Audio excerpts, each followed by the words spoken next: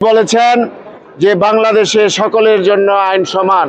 প্রধানমন্ত্রী আসামি পক্ষ যত শক্তিশালী হোক, যত টাকার মালিকই হোক, আমরা মনে করি আইন তার নিজস্ব গতিতে চলবে।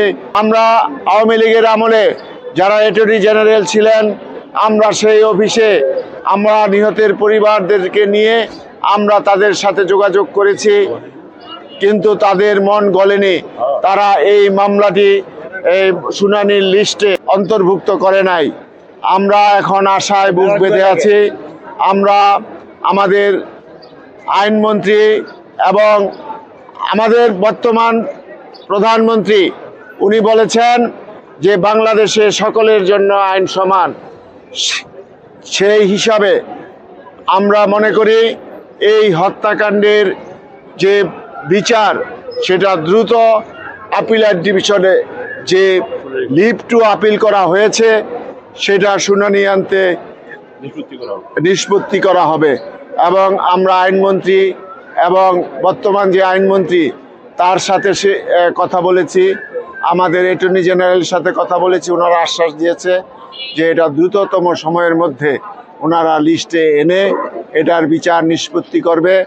এটা কিন্তু সারা বাংলাদেশের মানুষ চায় এই হত্যাকাণ্ডের বিচার।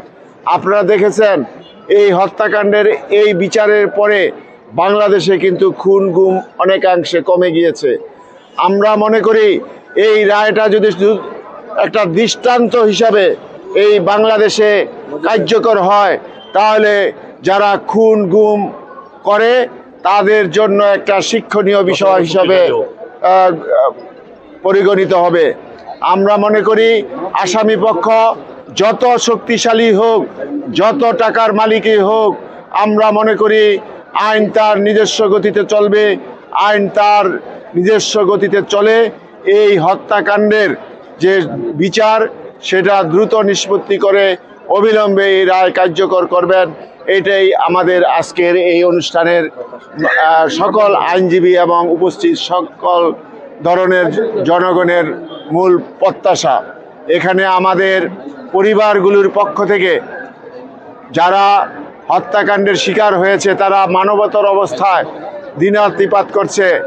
সরকারের প্রতি আমার অনুরোধ থাকবে যে তাদেরকে যাতে, যেহেতু একটি প্রশিক্ষিত বাহিনী তাদেরকে হত্যা করেছে, তাদেরকে যাতে রাষ্ট্রের পক্ষ থেকে তাদেরকে অন্তত ক্ষতিপূরণ দিয়ে পরিবারগুলিকে বাঁচার ব্যবস্থা করে দেয়। বিশেষ করে এই হত্যাকাণ্ডটি বিচার কিন্তু হতো না যদি সাংবাদিকদের যদি বলিষ্ঠ ভূমিকা পালন না করত। তা আমরা মনে করব এখনও যদি আপনারা আপনাদের লেখনীর মাধ্যমে এই হত্যাকাণ্ডের দ্রুত যে বিচারটা নিষ্পত্তি যাতে হয় সেটার জন্য আপনারা আপনাদের পক্ষ থেকে আপনারা সর্বোচ্চ চেষ্টা করবেন, এই আশাবাদ ব্যক্ত করে এটাই আমাদের প্রত্যাশা। আমরা সর্বশেষ এখানে যে সাংবাদিক বন্ধুগণ, আমাদের 4 আসনের এমপি মহোদয় এবং আমাদের আইনজীবী সমিতির সভাপতি সাধারণ সম্পাদক, আমাদের সাবেক সাধারণ সম্পাদক যিনি আমার সময় যে আন্দোলনের সময় যারা এখানে আমার সাথে ছিলেন, তারা যেভাবে বলিষ্ঠ ভূমিকা পালন করেছেন এই জন্য আমি তাদেরকে ধন্যবাদ জানাই, তাদের প্রতি কৃতজ্ঞতা জানাই।